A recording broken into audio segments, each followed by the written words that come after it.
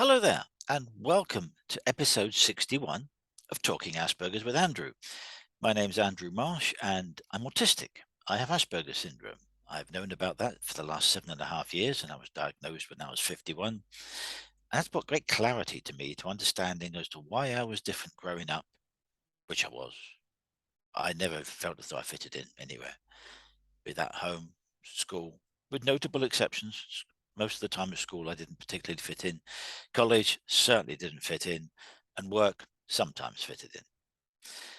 But I was different, and I didn't know until I was 51 why I was different, and that was because I have Asperger's syndrome. Now, I own my own business called Asperger's Matters, and I work with employers to help them better manage people like me. How can we get, keep, and incentivize people who have autism or Asperger syndrome in my workplace?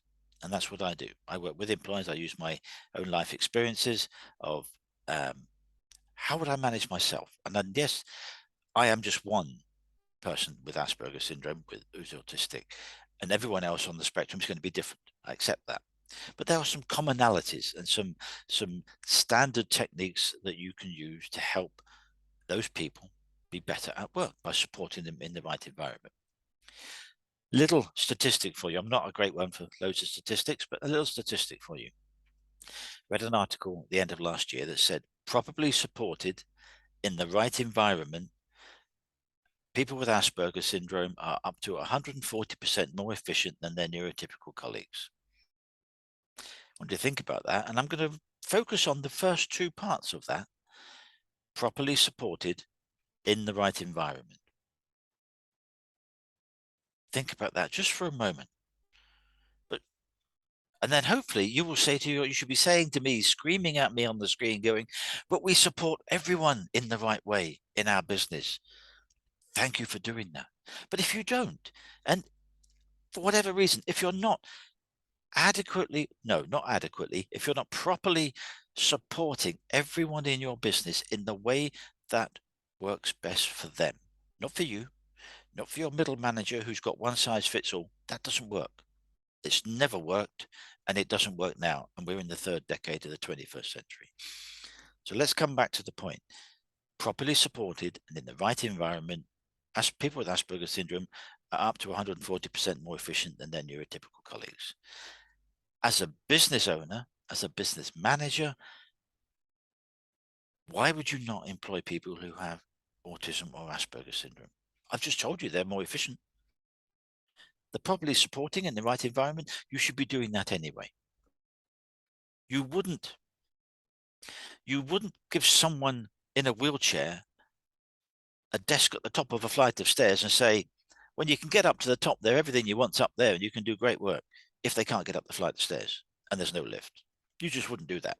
You would be laughed off the face of the media world when the papers got hold of it and the people in Facebook and all the other social media got hold of it. You would be ridiculed, and rightly so.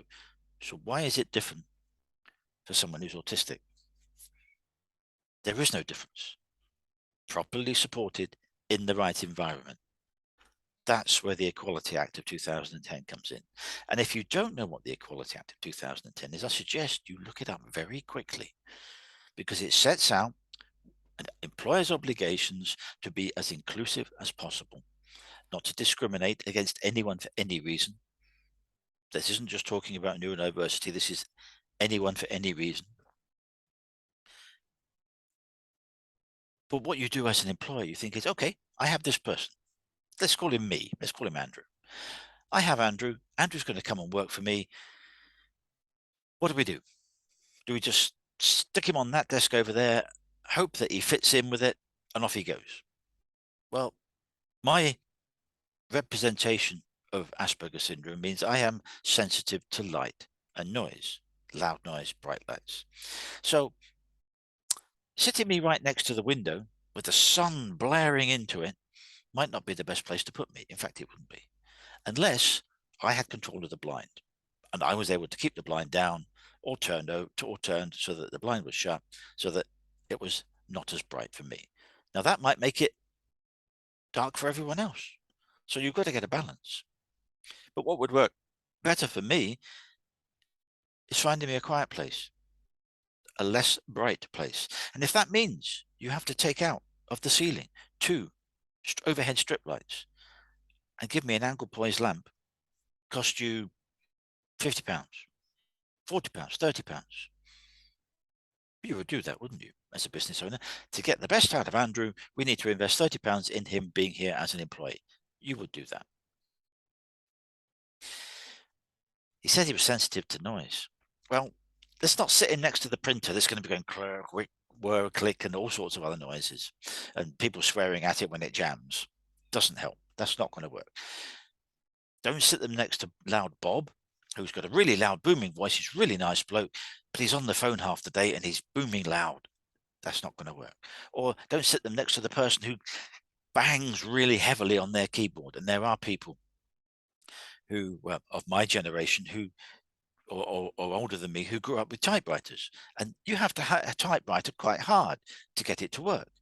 So they're transferring that skills onto a soft touch keyboard. They can't desensitize themselves from 30 or 40 years of banging hard on the keyboard. That noise, that repetitive noise, could be really difficult for me as someone who's sensitive to noise.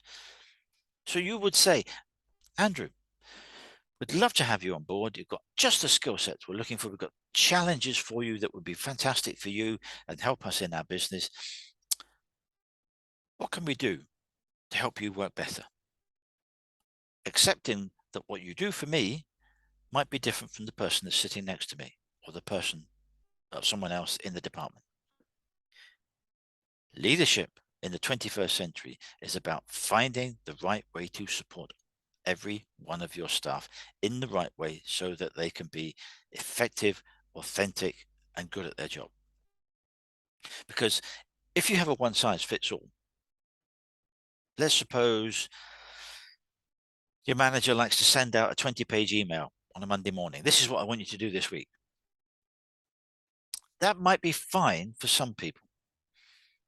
But I know that if I got a brief that was a 20-page email, a just block of text, nothing else, no summaries, no sections, no bullet points, no images, no graphics, no attachments with videos or diagrams or drawings that would go into it or photographs. If it was just solid block text for 20 pages, I wouldn't be able to find the 4 key points that you wanted to highlight. Most people wouldn't be able to find the 4 key points that you wanted them to highlight and work on that week. So why not have a shorter email? These are the 4 points I want you to work on this week. Bam, bam, bam, bam. This point, bit of text. This point, bit of text. If there's a graphic or an image or something that goes with that, add that in. Because we get overwhelmed by great blocks of text. We get overwhelmed by lots of images. So split it up. Have sections. Have bullet points. Have short summaries at the end of each section. That way, the person with autism, Asperger syndrome, or just anyone else for that matter, they don't have to be neurodivergent in any way at all. They just might be someone who goes, oh my God, I've got a 20-page email from my boss this morning. What am I supposed to do with it? What does he actually want me to do? Because that 20-page email is actually a failing on his part. Because the manager who sent that out hasn't bothered to say, these are the 3 points I want you to focus on. And I want this amount of detail. I want this representation. I want it presented in this way so that it's visible for me to see to present to my clients. If you'd have said that in a short section with some bullet point summaries and etc., the people who are working for you know exactly what they're doing. Because the 20-page email on a Monday morning and the deliverable back to him at 4 o'clock on a Friday, and then he reads it, goes, this isn't what I want. All he's going to do is turn around and blame the people working for him and say, but it was in my email. What, you mean that 20-page email that gave us no clue at all about what your priorities were, what your summaries were required? We said, yes, but it was in the email. Yeah, come on. If you want a specific thing from someone, tell them specifically that's what you want. I use 3 words when I work with employers about the brief, giving instructions to people in your teams. Be clear, be specific, be precise. If you're clear, specific, and precise, the person receiving that information has got a chance of doing it right. Because no one deliberately sets out to fail. Think about that. No one deliberately sets out to fail. So that if at the end of a week and you get a report back or a deliverable back or a package back from the team that have worked on for the week, and it's not what you want, you need to take a long, hard look at yourself and say, did I tell them what I really wanted? Or did I just mix it in with the other 19 pages of stuff in my 20-page email that I sent out Monday morning? Because that's not leadership. That's a manager relieving himself of responsibility. It's in the email. Go and do it. Poor staff don't have a chance. They don't have a chance. And it's your job as a leader. I'm going to use the word leader rather than manager, because managers, I've worked for micromanagers. I've worked for people who will literally clock watch you. You were 2 minutes late coming into work today. You were 3 minutes late coming back from lunch, or your break was 3 minutes longer than it should be. I'm going to write you up. What? But I stay an hour and a half every night to get the work done. That's not the point. You were 3 minutes late. You were 2 minutes late. That kind of micromanaging should not exist. If you have people in your organization who are like that, they need training. They need training in what leadership is and not micromanagement. But back to our point in hand. What I'm saying is the power of neurodiversity. Did you know that it takes all of us with all of our different abilities and all of our specializations to make the world go round? If you were an employer and you always employed the same type of person, oh yeah, great, CVs, there we go, there, that's the same sort of person as we had last week, last month, last year. If you always employ the same type of person doing the same type of job, guess what? You're going to get the same type of result. Now, there are some businesses where that is fine, where that works perfectly. That's a business model where you have raw materials at one end, put it into machine A, and you get product out the other end. And then someone sells that product to your clients, to your customers. Might be a perfect business model, but not everyone. And I mean not everyone. There's an awful lot of not everyone's who that model doesn't work. If you want your business to thrive in 5 years' time and in 10 years' time, you should be working today about what that product is going to be, what that process, what that procedure, what is that new thing that we need to be designing today, working on today, so that in 5 years' time, we can let the sales and marketing team let rip on it, saying, we've got this wonderful new product. It's totally new to the market. No one's got this. No one knows how to do this. We've got the new thing. This is the thing in your business sector. This is the thing that the customers out there are going to go, wow, why didn't we know about this before? This is what we need. This is what we need. Can you imagine what it was like in that boardroom in Apple? When someone said, we've got these handheld devices, they're called mobile phones, and we can use the phone, we can speak to each other, and we can send a text message. And if we're really lucky, we can send one photograph. How about that? But hang on a minute. We've got laptops now. They're coming in. We've got computers on our desk. Why don't we put the two together? Can we put the two together in a handheld device? Well, we know they did. They came up with the iPhone.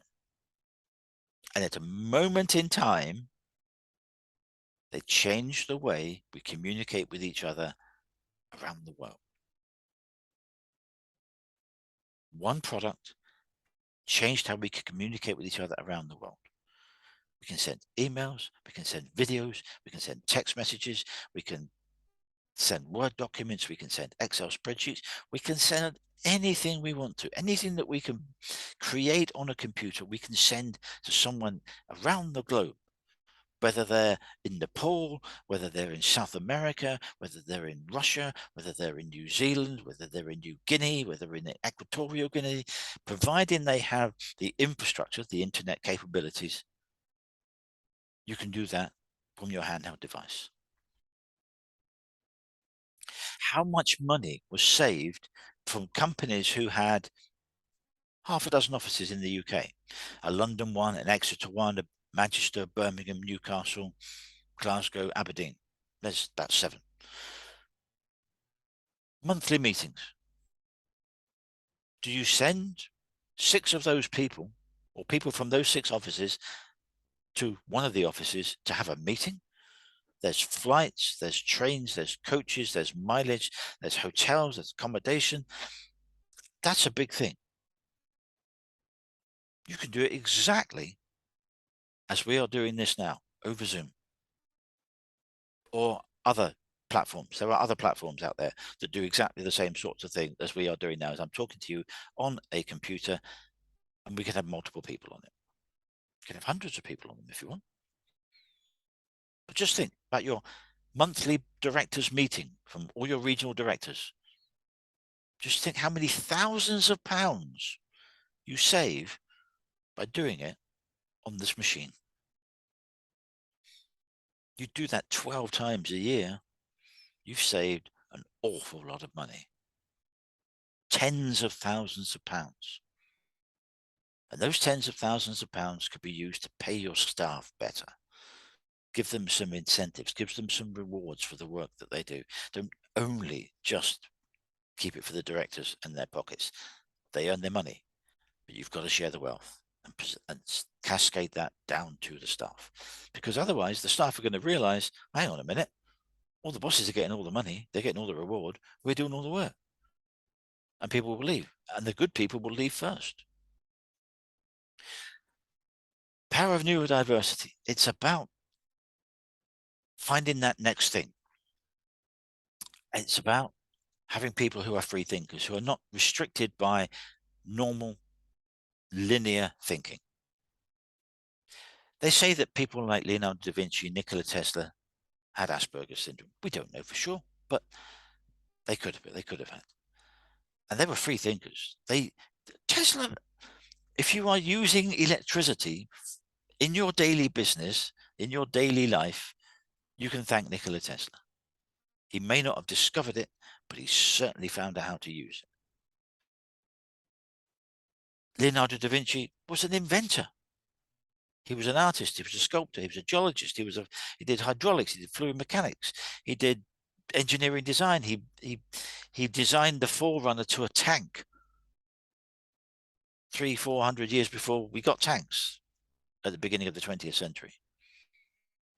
He invented a crossbow that was 80 foot long for firing at the gates of your enemy's castle to knock the gates down.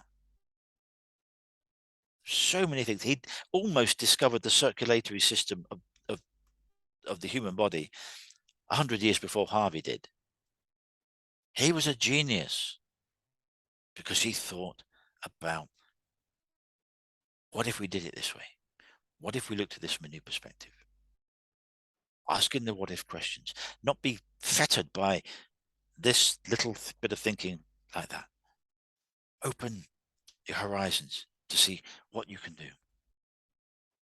Before I knew I had Asperger's syndrome, I was a geologist.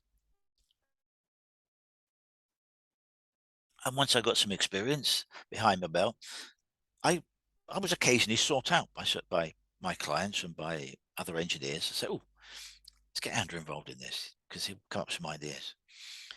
And I used to work on sites quite often, sharing my knowledge, my wisdom, and learning from other people to become a more rounded engineer, geologist. And when we had problems, or we were having a monthly meeting, the way that I would do it was I would say, okay, I'm going to be involved in the meeting. These are the areas that are concerning to me. So I would get a drawing of the area in concern, and I would color it up, different colored pencils and highlighter pens. So that when it came to Andrew, was there anything you want to discuss? Or we've got this problem. I know you've been looking at it. What are your findings? I would put that drawing in the middle of the table and say, these are the points, these are the salient points, these are the issues, this is what's going on, this is what I recommend, or these are the options to recommend, so that everyone could see on a drawing what the issues were.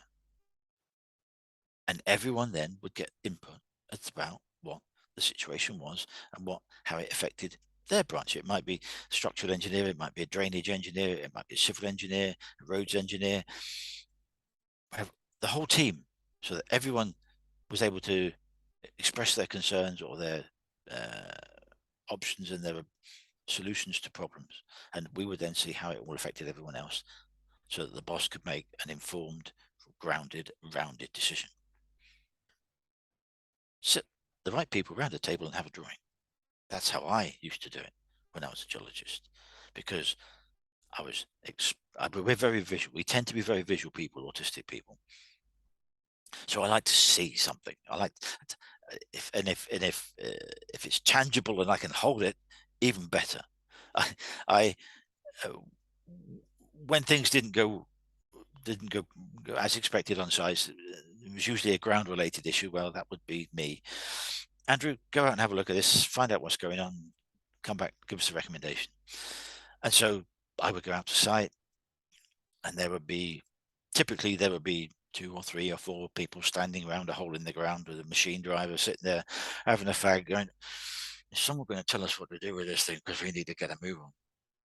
And Muggins comes in, turns up, has a look around, tries to assess what's going on, and eventually, providing it's not too deep and it's safe, all those things, I would get in the hole, get the machine man to take a new slice of earth out of the hole, and I would have a look at it, and I would prod it, and I would get my knife out and I would cut it. Sometimes I would chew it. And people are looking at me, what on earth is he doing? What I was doing was I was engaging my senses to fully understand this piece of earth. I was chewing it to see, is it gritty? Is it gritty? If it's fine and gritty, then it's silty. Silt can be a particular problem. If it was smooth, it was more clay, and clay has its own issues. But if you've got something that is particularly silty, you have a very specific set of issues, and dealing with silt material is far more problematic than dealing with clay material generally. So I would be smearing it on my hands to see if it was silty or clay, or chewing it and having a good look, trying to understand, talking to the people who were there at the time. Could you explain to me what happened and why what caused you to want me to come and have a look? And they would talk to me. They would tell me, well, we were digging this and we caught that, and this happened, that happened, so on. And well, we just ended up scratching our heads, mate. And you're going to tell us what we're going to do, because we need to get on with this. I'm simplifying it a little, but I engaged all my senses. I looked, I saw, I felt what was going on. And if it was there and then, and the person who I could give the instruction to and how to proceed was there and then, I would tell them there and then, great. If not, I would go back to the office, go back to the site office, speak to my boss, say, this is what we should do. And then he would pick up the phone and tell the contractor what we needed to do, and then they get on with it. Then you catch up with the paperwork. But that was the situation. That was we'll have Andrew on board because he can think things through and he can come up with a solution. So in your business, you might not have a need for a geologist. You probably don't. But you might have a need for an innovator, a free thinker, someone who asks the what if question. Let's suppose your business is 5 processes and they are all 90% efficient. So your overall efficiency, 9 5s, 45, 45%. Suppose someone with autism or Asperger syndrome came and looked at it and went, okay, that does that, that does that, that does that. How about if we combine those 2 processes together into one and deleted that one altogether, made a new machine, and there was only 3 processes and we could still be 90% efficient. 3 9 72. So you've just gone from 45 to 54% to 72% efficiency. 18% more efficient. That's a good thing to have, isn't it? Or how about they come up with something that's completely new, just like Apple did with the iPhone. People with autism, people with Asperger's syndrome are can be that type of person. They can be the free thinkers. They can be the innovators. They can come up with new ideas, new ways to do something. Listen to them. They might be able to solve that long-standing problem that you've had that you can't fix. You've had all sorts of people look at it and go, "Oh, I just can't get that to fuck." They might be able to fix that for you. Or they might have, now I'm getting into territory that I'm not particularly familiar with, but they might have a macro on a spreadsheet that can sort your problem out for you. I only know that macros are little programs that you can put into spreadsheets. So I'm not an expert on spreadsheets. I use spreadsheets a lot, but for presenting information, summarize tables and things like that. And for doing simple calculations, adding columns together and things like that. That's what I use spreadsheets for. Very good. Spreadsheets and I work in that way for me because a spreadsheet is logical. If you tell it to add column A and column B and put the answer in column C, boom, you're going to get the right answer every single time. The only way you're not going to get the right answer is if you've put the wrong number in one of those two columns. But it will flawlessly add a column A and column B and put it in column C if that's what you've told it to do. Flawlessly every time. Good, isn't it? Accountants must love spreadsheet. Accountants must look back into the 1960s and 70s and go, how did we do what we do now without the spreadsheet? The answer is they didn't. They used a longhand and they took a lot longer to do it. So the spreadsheet has probably changed the accounting business, and computing technology is an amazing thing. Now, I'm not a computer. I can use a computer, but I'm not a techie person on computers, so I don't know how it works behind the screen. But there are people who are autistic and who have Asperger's syndrome who are absolutely brilliant at coding and all that technical know-how, really clever stuff. They are brilliant at it. How about if you had someone like that working in your business who was brilliant at fixing things, brilliant at solving problems, brilliant at coming up with new ideas? Wouldn't you want that person in your business? I would say so, because if you don't have them in your business working for you, building the next thing for 5 and 10 years' time, your competitor's going to get them. And they are likely to be the ones who will have the best new thing in 5 and 10 years' time. Is that what you want? You want it to be your business. You want to be the market leader. You want to be that principal that everyone looks up to and goes, wow, they're doing that again. They're doing something new again. Wow, I wish we could do that.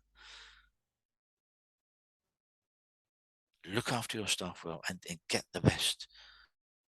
And in some instances, that means getting neurodivergent people because they free think. They're not constrained by the linear thinking of yesteryear. That's what you want in your business. But the power of neurodiversity just doesn't relate to autism.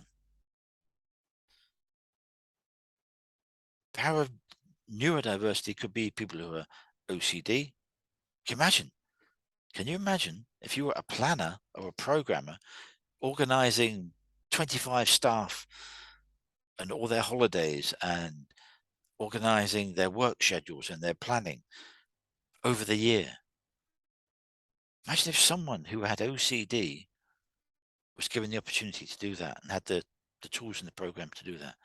It'd be brilliant because they're obsessed about getting the right information in the right place for the right purpose. So they would know how to program 25 people for a year's worth of work. Wouldn't that be brilliant? But there'll be other people neurodivergent in different ways who have other skills that can help you. As I said, you could have someone who's a spreadsheet king. Have them, use them, utilize them, because they might be able to they might be able to create a spreadsheet that can summarize what you're doing and present it to the board and say, this is what we're doing. If we change this process by this amount, or we looked at this process in a different way, We might be 10% more efficient. We might be 5% more efficient. And your board might go, oh, I like the idea of that. That could save them tens of thousands of pounds, hundreds of thousands of pounds a year. Diversity in all its elements means employing people across the whole range of abilities. That could mean that the person from South America that you've just hired might be struggling with English or might not, but they are the person who can fix your problem. So you employ them, you support them. If they happen to be struggling with English, you send them on a course, don't you? If that's the asset you need to take your business forward, be more effective, more efficient, and more profitable, then you put that person on a course. And after 6 months, you say, how are you getting along? Because you'll know how they're getting along by how they speak and their written communication and English. And you see, this is improving. This is doing really well. But you make sure you put them on the next level course on English until they get up to speed and they are as fluent as they need to be. That's what you do. You invest in that person because you're supporting them in the right way so that they can support your business and help your business grow. It might be that the person from Eastern Europe that you're thinking of employing, and you're sitting there at an interview and you're going, well, he sounds like this person's got the right sort of skill sets.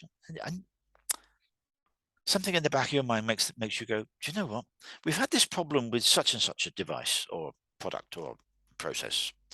And they might be sitting there, this person from Eastern Europe might be sitting there going, oh, yeah, we had that 3 years ago. This is how we fixed it. Sorry? We fixed that problem 3 years ago in our company I worked for in wherever it was in Eastern Europe. Isn't that the person you want? Can solve the problem that you might have had for 10 years? Sitting right in front of you. How do you support that person in your business so that they can give you that solution? And what else can they do to help your business, drive your business forward? That's who you want. Those are the people you want. In diversity, in this broadest sense, is employing the right people, regardless of creed, color, nationality, language, the whole thing. If you want to know more about that, I would suggest you have a look at the Equality Act of 2010 if you're in the UK. That's the minimum standard that employers over a certain size are required to comply with regards to diversity, equity, and inclusion. It's well worth having a look. It talks about something called reasonable adjustments. And that is what I said right at the beginning. That's for me, I'll give you an example with me with bright lights and loud noise. Have it dimmer. And for me, take the angle point, take the strip lighting out and give me an angle poised light. Leave me in a quiet place. Perfect. Thank you. That helps me be more efficient. And if I'm more efficient, the business is doing better. One of the other things that that I'm not particularly good at is change management, or rather being given changes in a not particularly constructive way. Now I accept that there are times when a change has to happen. When you've delivered something, it's 3 o'clock on a Friday and the boss wants a change made before it goes out the door at 5 o'clock. I understand that and I accept that. But sometimes, maybe more often than not, those changes are because the boss hasn't understood or has just decided to make a change. Oh, yeah, we've had a discussion. We decided we want to do it this way. But I've been doing it the other way for nearly a week. Yeah. Well, you can just change it. Yeah, you can do that. Yeah, couple of hours, you can sort that out. That's not how to get the best from anyone. Whether they're neurodivergent or neurotypical, that's not how to get the best from them. So how you elicit change is very important as to how you get the person on your side to then make the changes. Got to do it carefully. You have to have built the rapport with that person over your working career with them since they've been there. But just to make a change for the heck of it, and without understanding the consequences that the person who's doing the work has got to do, you need to be more careful with how you make changes. It's really important that the process is not just, oh, we need to change, throw the report back at someone and say, get that changed for 5 o'clock, will you? Yeah. You're not going to get a favorable response from the person that you've asked them to do it. And you don't deserve to get a particularly favorable response if you're just throwing something back at someone. Oh, we need that changing. I want it changed. What? We haven't agreed that for the whole week. We've been doing it. You've had the checking in points and you want to change it now? When did you decide to make this change? What was the instigating factor that made you decide to want to make that change? And when did you know about it? Those are questions that most of the managers don't like. Because it might just be that they had a telephone call from the client at 3 o'clock on Wednesday and they haven't told you till 3 o'clock on Friday. 3 o'clock on Wednesday, you could have done something about it. 3 o'clock on Friday, looking less likely. So how you instill change in what you're doing with your team members is really, really important. Change management is it's a delicate balance. It's a delicate balance and it needs to be done correctly. Because if you don't, all you're going to do is you're going to drive your staff away. They will leave. The good ones will leave first. They will say, do you know what? I'm not doing this. This isn't for me. I'm not feeling valued. I don't feel as though I'm getting rewarded. I'm being taken advantage of. I'm being taken for granted. I'll go somewhere else. I'll take my skills somewhere else. And then you're left without that member of staff. It leaves you short. What do you do?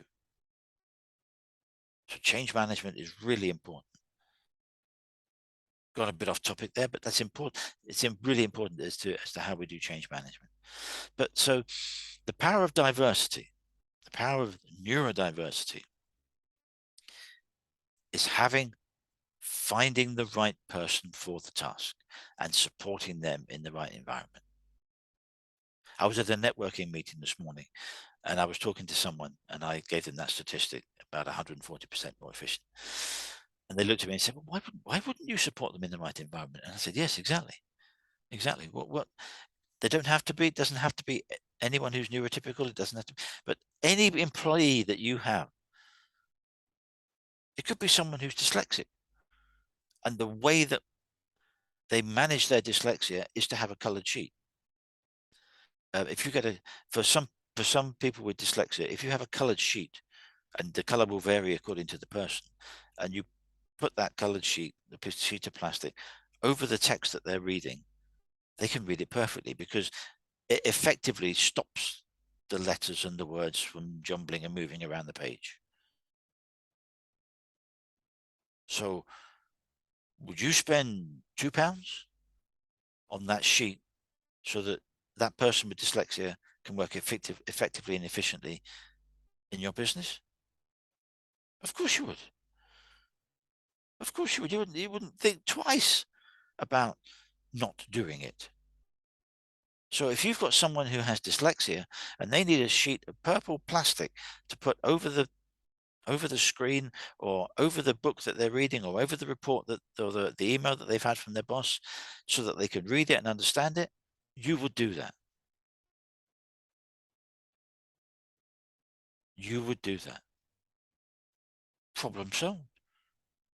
You've just supported that person in the right environment, given them the tools to do their job effectively, efficiently, and productively.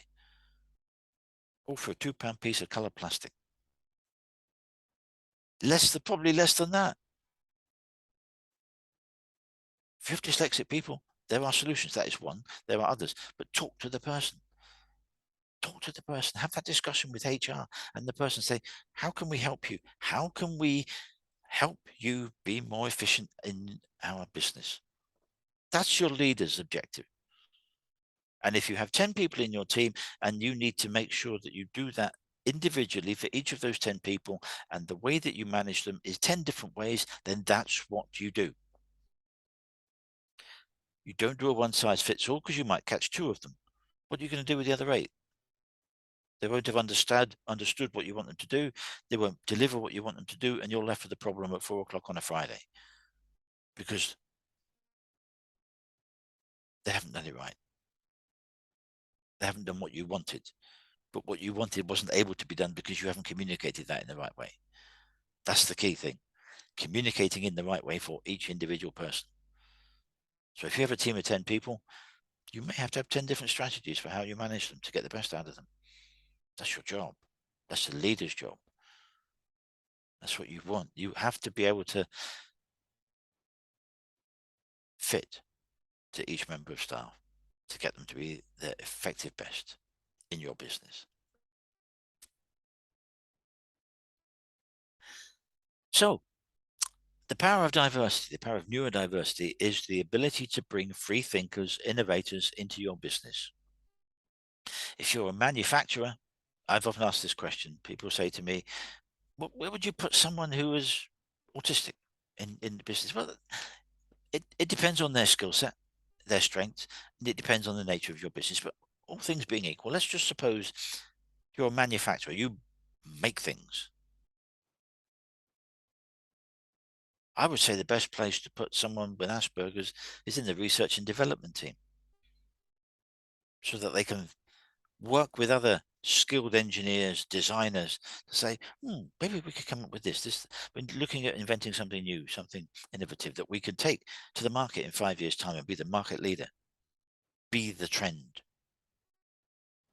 What can we do? Don't constrain them by targets and budgets. Well, you have to have budgets to a point, but don't nail them down to you've got to do X numbers of rote things in a week, otherwise your numbers aren't up and your productivity is down. Give them the ability to use their free thinking and their expertise to come up with new ways to do something or build a new product. That would be great. If quite a lot of people who have autism or Asperger's are very good at numbers, they can see patterns in numbers. So accountancy would be brilliant for them because they probably know their way around a spreadsheet quite well. So that would be ideal for them. As I said earlier, some are particularly good at IT and technical aspects of the computers and computer software and systems. There's a company in who have offices throughout the world called Auticon, and they are an IT service provider.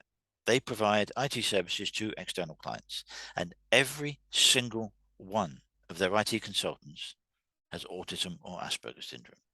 Everyone, because they seek them out, because they know that supporting them in the right environment, etc., they can be brilliant at providing IT services for their clients. They look them out, they search for them, they support them, they have managers who manage them, who manage them in the right way, and they do brilliant work for their clients. Fantastic. Hats off to Auticon because they found a niche. They found a sector of the community who are brilliant at what they do that marries up with the service they provide to their clients. Two positives together makes a perfect partnership. That's what you want to be able to do. What can a neurodivergent person, what can someone with Asperger's or autism bring to your business to drive it forward? Innovative, new ideas, new products, processes. So that 5 years' time, you're still the market leader and you have the new product, the one thing that everyone wants to have. That's what you should be doing.